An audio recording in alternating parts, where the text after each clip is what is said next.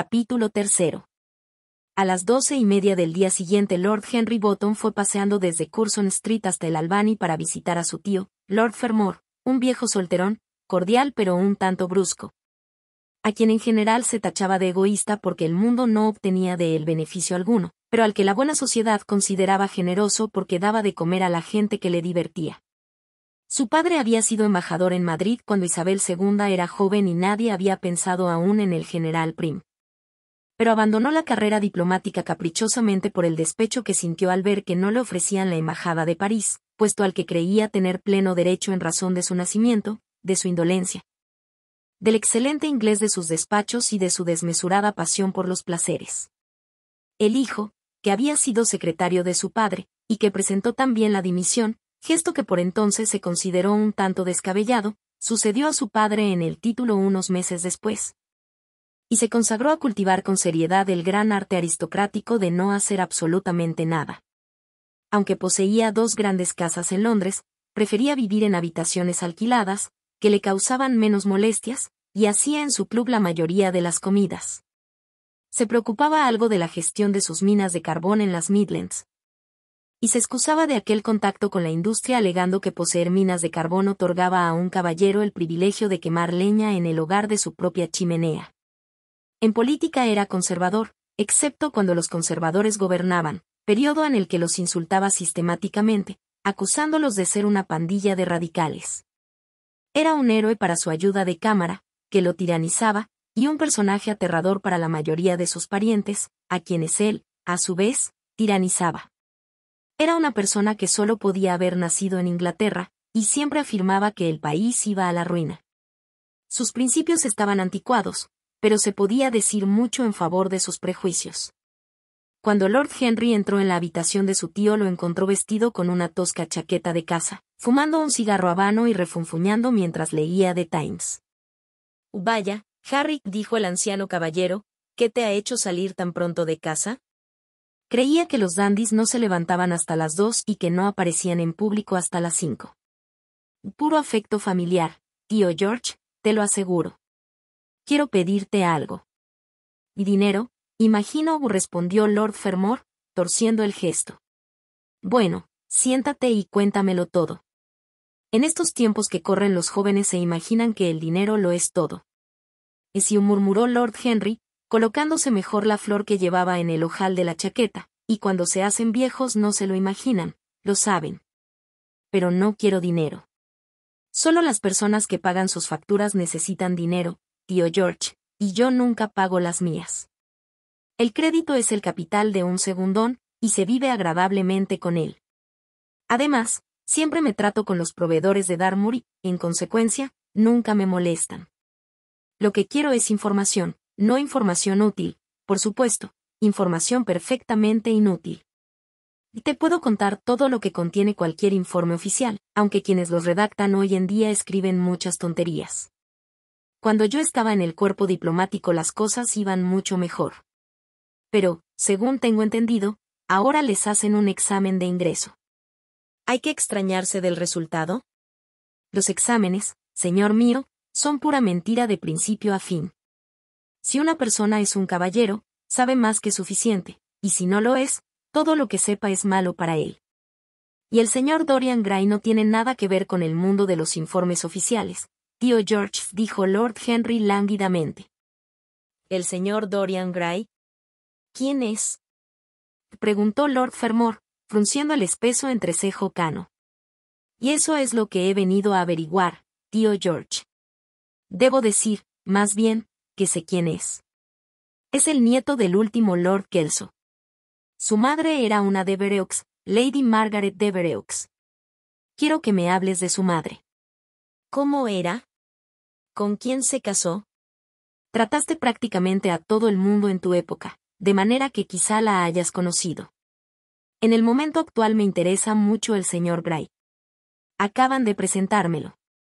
Nieto de Kelso, repitió el anciano caballero. El nieto de Kelso. Claro. Conocí muy bien a su madre. Creo que asistí a su bautizo. Era una joven extraordinariamente hermosa, Margaret Devereux, Y volvió loco a todo el mundo escapándose con un joven que no tenía un céntimo, un don nadie, señor mío, un suboficial de infantería o algo por el estilo. Ya lo creo. Lo recuerdo todo como si hubiera sucedido ayer. Al pobre infeliz lo mataron en un duelo en Spa pocos meses después de la boda. Una historia muy fea. Dijeron que Kelso se agenció un aventurero sin escrúpulos, un animal belga, para que insultara en público a su yerno, le pagó, señor mío, para que lo hiciera. Le pagó y luego aquel individuo ensartó al suboficial como si fuera un pichón. Echaron tierra sobre el asunto, pero, cielo santo, Kelso comió solo en el club durante cierto tiempo después de aquello. Recogió a su hija, según me contaron, pero la chica nunca volvió a dirigirle la palabra. Sí, un asunto muy feo. Margaret también se murió, en menos de un año. De manera que dejó un hijo, ¿no es eso? Lo había olvidado. ¿Cómo es el chico? Si es como su madre debe de ser bien parecido. Es bien parecido, asintió Lord Henry. Espero que caiga en buenas manos y prosiguió el anciano. Heredará un montón de dinero si Kelso se ha portado bien con él. Su madre también tenía dinero. Le correspondieron todas las propiedades de Selby, a través de su abuelo. Su abuelo odiaba a Kelso, lo consideraba un tacaño de mucho cuidado. Y no se equivocaba. Fue a Madrid en una ocasión cuando yo estaba allí. Cielo santo, logró que me avergonzase de él. La reina me preguntaba quién era el noble inglés que siempre se peleaba con los cocheros por el precio de las carreras. Menuda historia. Pasé un mes sin aparecer por la corte. Confío en que tratara a su nieto mejor que a los cocheros de alquiler. Y no lo sé, respondió Lord Henry. Imagino que al chico no le faltará de nada. Todavía no es mayor de edad. Sé que Selby es suyo, lo sé porque me lo ha dicho él. ¿Y, su madre, entonces, era muy hermosa? Margaret de Vereux era una de las criaturas más encantadoras que he visto nunca, Harry. Que la impulsó a comportarse como lo hizo es algo que nunca entenderé. Podría haberse casado con quien hubiera querido. Carlington estaba loco por ella. Pero era una romántica. Todas las mujeres de esa familia lo han sido. Los hombres no valían nada, pero, cielo santo, las mujeres eran maravillosas. Carlington se declaró de rodillas. Me lo dijo él mismo. Margaret de Vereux se rió de él, y no había por entonces una chica en Londres que no quisiera pescarlo. Y, por cierto, Harry, hablando de matrimonios estúpidos, ¿qué es esa patraña que me cuenta tu padre de que Darth Moe se quiere casar con una americana? ¿Es que las chicas inglesas no son lo bastante buenas para él? Ahora está bastante de moda casarse con americanas, tío George. Yo apoyo a las mujeres inglesas contra el mundo entero, Harry, dijo Lord Fermor, golpeando la mesa con el puño. Todo el mundo apuesta por las americanas. No duran, según me han dicho, y murmuró su tío.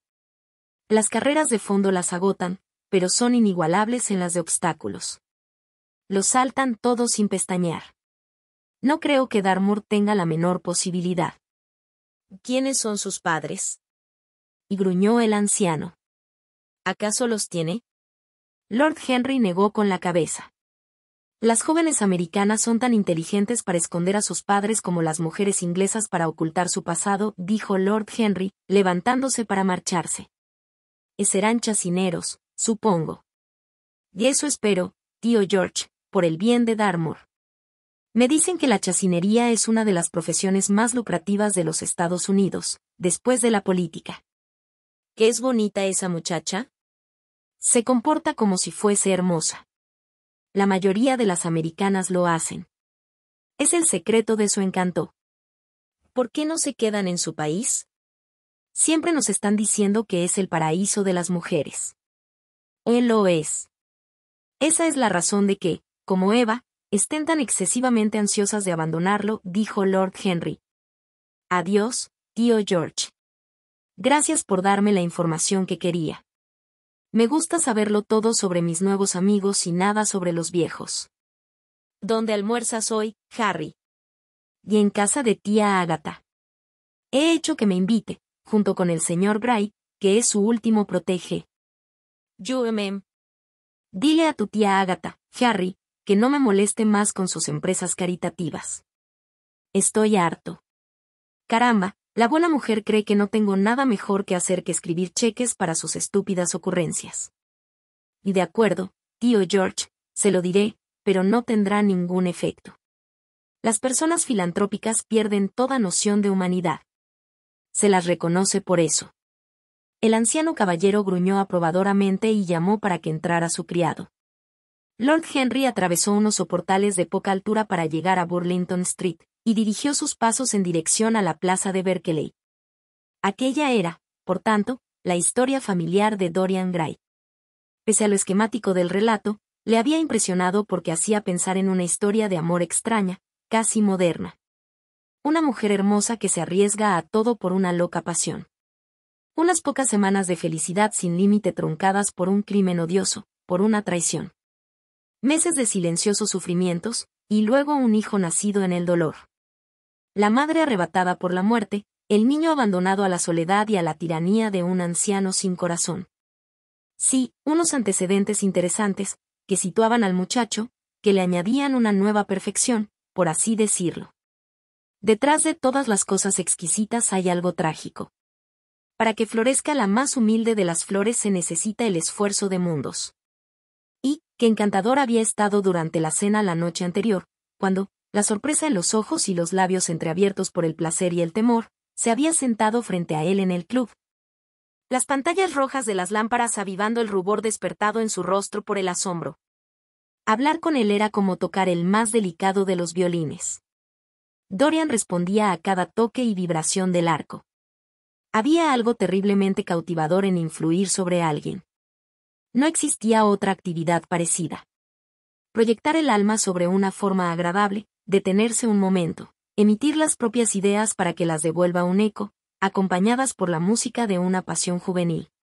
Transmitir a otro la propia sensibilidad como si se tratase de un fluido sutil o de un extraño perfume. Allí estaba la fuente de una alegría verdadera. Tal vez la más satisfactoria que todavía nos permite una época tan mezquina y tan vulgar como la nuestra, una época safiamente carnal en sus placeres y enormemente vulgar en sus metas. Aquel muchacho a quien por una extraña casualidad había conocido en el estudio de Basil encarnaba además un modelo maravilloso o, al menos, se le podía convertir en un ser maravilloso. Suyo era el encanto, y la pureza inmaculada de la adolescencia, junto a una belleza que solo los antiguos mármoles griegos conservan para nosotros. No había nada que no se pudiera hacer con él. Se le podía convertir en un titán o en un juguete. Qué lástima que semejante belleza estuviera destinada a marchitarse. ¿Y Basil? Desde un punto de vista psicológico, qué interesante era. Un nuevo estilo artístico, un modo nuevo de ver la vida, todo ello sugerido de manera tan extraña por la simple presencia de alguien que era todo eso de manera inconsciente. El espíritu silencioso que mora en bosques sombríos y camina sin ser visto por campos abiertos, mostrándose, de repente, como una dríade, y sin temor.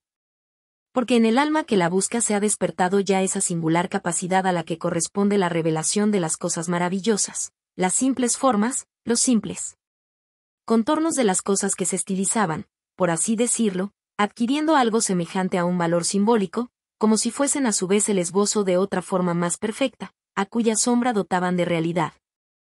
¡Qué extraño era todo! Recordaba algo parecido en la historia del pensamiento. ¿No fue Platón, aquel artista de las ideas, quien lo había analizado por vez primera?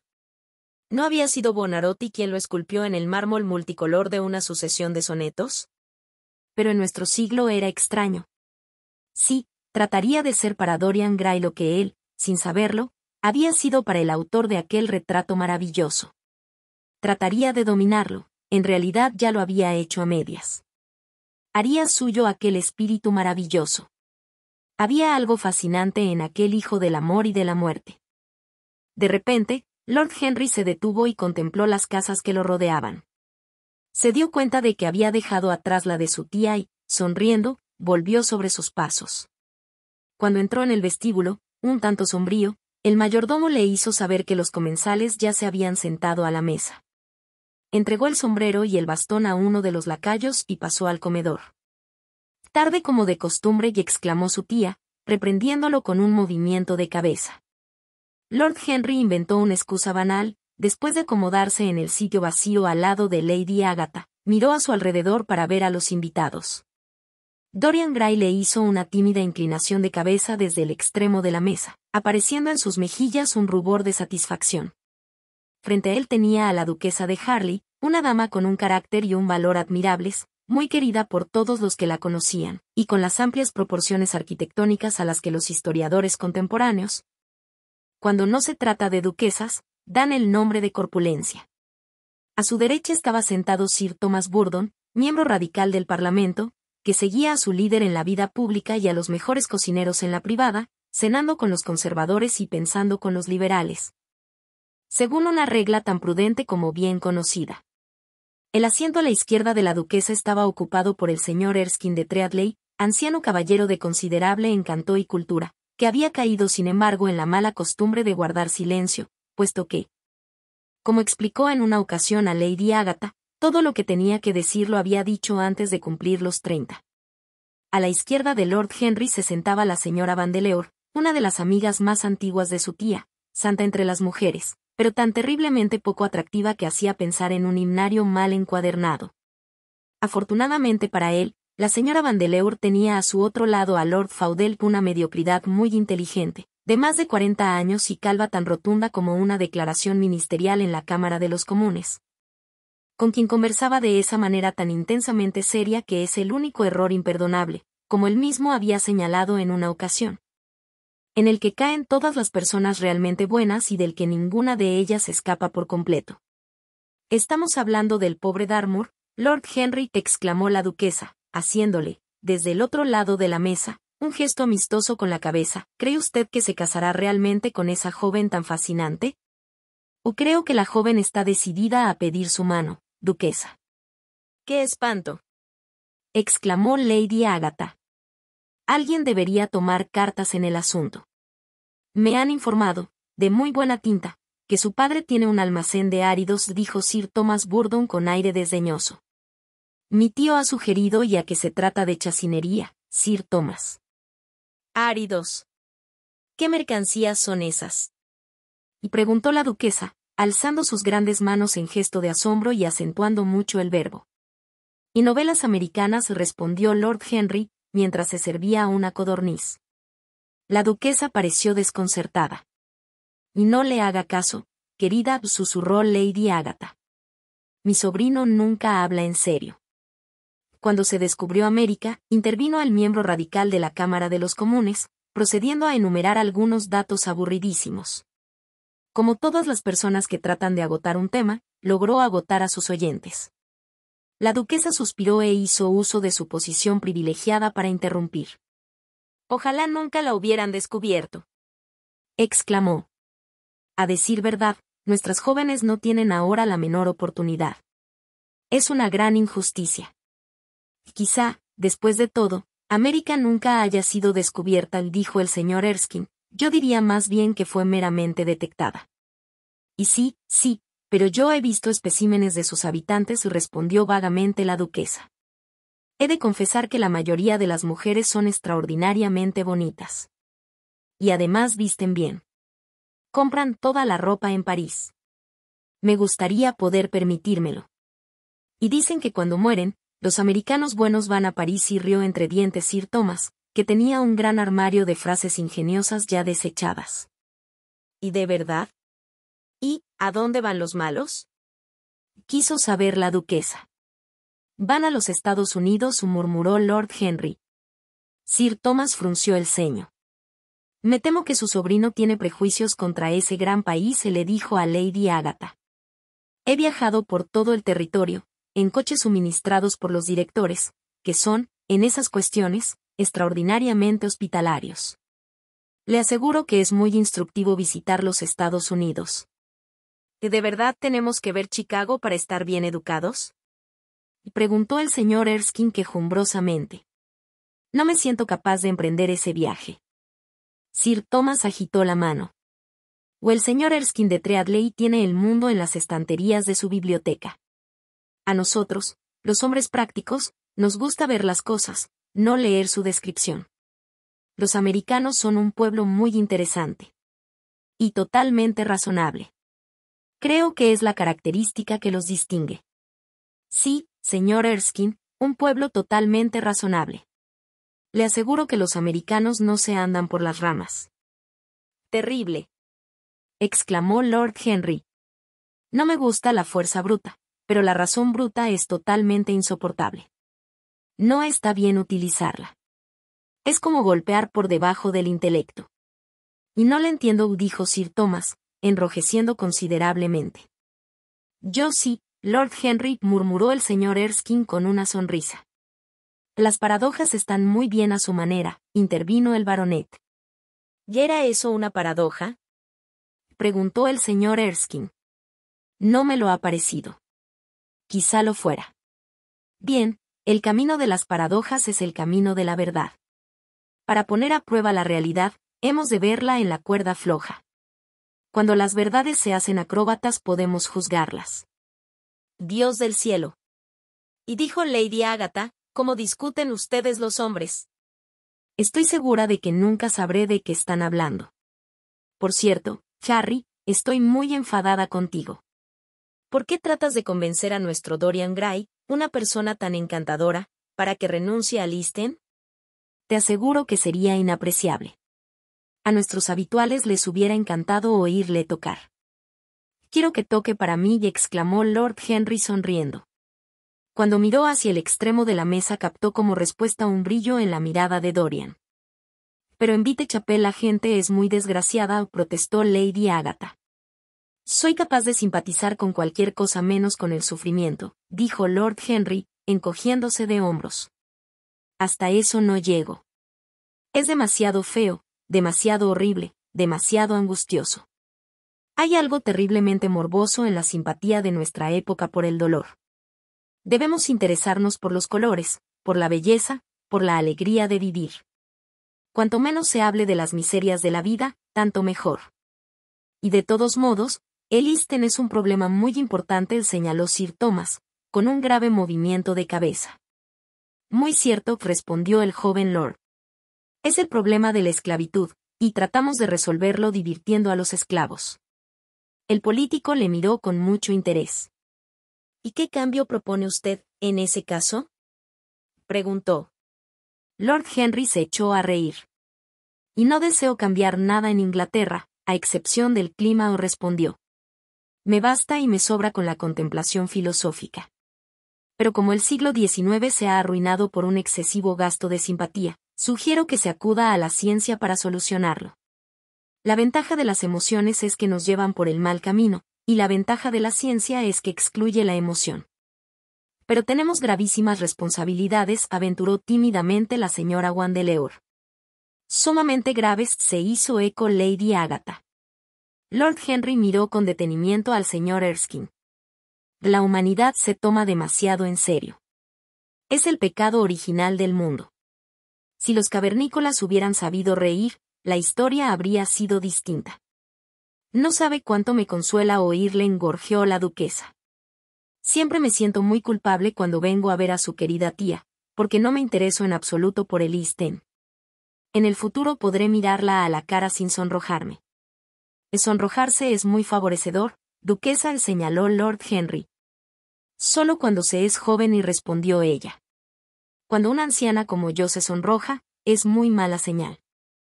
Ah, me gustaría que me dijera usted cómo volver a ser joven. Lord Henry meditó unos instantes.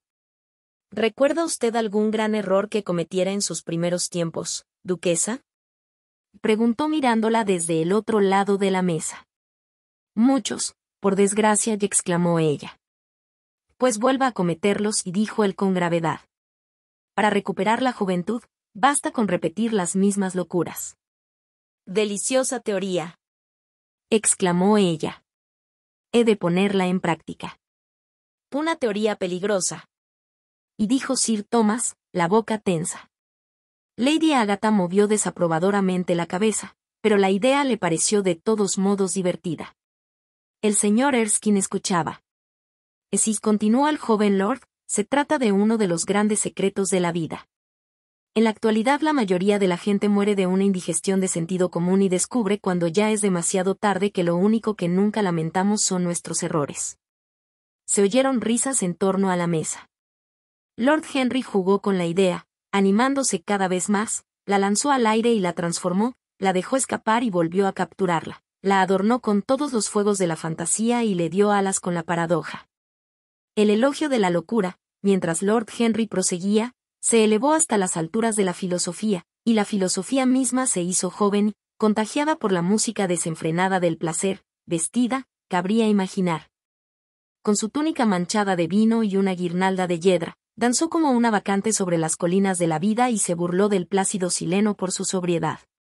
Los hechos huyeron ante ella como asustados animalitos del bosque. Sus pies alabastrinos pisaron el enorme lagar donde sienta sus reales el sabio Omar, hasta que el zumo rosado de la vid se elevó en torno a sus extremidades desnudas en oleadas de burbujas moradas. O se deslizó en espuma por las negras paredes inclinadas de la cuba. Fue una extraordinaria improvisación. Lord Henry sentía fijos en él los ojos de Dorian Gray, y saber que había entre quienes lo escuchaban alguien a quien deseaba fascinar parecía dar mayor agudeza a su ingenio y prestar colores más vivos a su imaginación. Se mostró brillante, fantástico, irresponsable. Encantó a sus oyentes haciendo que se olvidaran de sí mismos, y que siguieran, riendo, la melodía de su caramillo. Dorian Gray nunca apartó de él los ojos, y permaneció inmóvil como si estuviera encantado, sucediéndose la sonrisa sobre sus labios, mientras el asombro, en el fondo de sus ojos, adoptaba una pensativa gravedad. Finalmente, cubierta con la librea de la época, la realidad entró en la estancia en forma de lacayo para decir que a la duquesa le esperaba su coche. La noble señora se retorció las manos con fingida desesperación. ¡Qué fastidio!, exclamó. He de marcharme. Tengo que recoger a mi marido en el club para llevarlo a Willis Rooms, donde debe presidir no sé qué absurda reunión. Si llego tarde se enfurecerá sin duda, y no puedo exponerme a una escena con este sombrero. Es demasiado frágil. Una palabra dura acabaría con él. No, he de irme, mi querida Agatha. Hasta la vista, Lord Henry, es usted absolutamente delicioso y terriblemente desmoralizador. Desde luego, no sabría qué decir sobre sus ideas. Tiene que venir a cenar con nosotros una de estas noches. ¿El martes? ¿Está usted libre el martes? Por usted, duquesa, ¿de quién no prescindiría yo?, respondió Lord Henry, con una inclinación de cabeza. Ah. Muy amable y muy cruel por su parte, exclamó la duquesa, pero no se olvide de venir, y abandonó la habitación seguida por Lady Agatha y las otras damas. Cuando Lord Henry se hubo sentado de nuevo, el señor Erskine, dando la vuelta a la mesa, y colocándose a su lado, le puso una mano en el brazo. Usted habla mucho de libros, dijo, ¿por qué no escribe uno? Me gusta demasiado leerlos para molestarme en escribirlos, señor Erskine. Desde luego, me gustaría escribir una novela que fuese tan encantadora y tan irreal como una alfombra persa. Pero en Inglaterra no hay público más que para periódicos, libros de texto y enciclopedias. No hay en todo el mundo personas con menos sentido de la belleza literaria que los ingleses. Me temo que tiene usted razón, respondió el señor Erskine. Yo mismo tuve ambiciones literarias, pero las abandoné hace mucho. Y ahora, mi joven y querido amigo, si me permite que le dé ese nombre, ¿le puedo preguntar si mantiene usted todo lo que nos ha dicho durante el almuerzo? He olvidado por completo lo que he dicho, sonrió Lord Henry. ¿Tan inmoral era? Sumamente inmoral. De hecho le considero extraordinariamente peligroso, y si algo le sucede a nuestra buena duquesa le tendremos por responsable directo. Pero me gustaría hablar con usted sobre la vida. La generación de la que formo parte es francamente aburrida. Algún día, cuando se canse de Londres, venga a Treadley, expóngame su filosofía del placer mientras degustamos un excelente Borgoña que tengo la fortuna de poseer. Me encantará. Una visita a Treadley será un gran privilegio. Cuenta con un perfecto anfitrión y una biblioteca igualmente perfecta. Su presencia le añadirá un nuevo encanto, respondió el anciano caballero, con una cortés inclinación.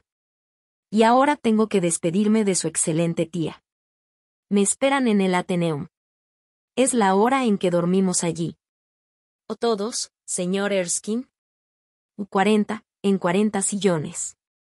Hacemos prácticas para una academia inglesa de las letras. Lord Henry rió, poniéndose en pie. Me voy al parque, exclamó. Al atravesar la puerta, Dorian Gray le tocó en el brazo. Permítame ir con usted, murmuró. Creía que le había prometido a Basil Hallward que iría usted a verlo, respondió Lord Henry. Prefiero ir con usted, sí, siento que debo ir con usted.